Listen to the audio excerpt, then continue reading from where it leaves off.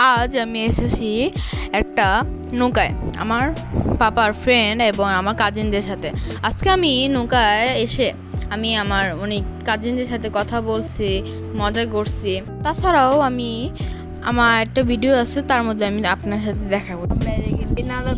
আজকে আমরা আসছি মিরপুরের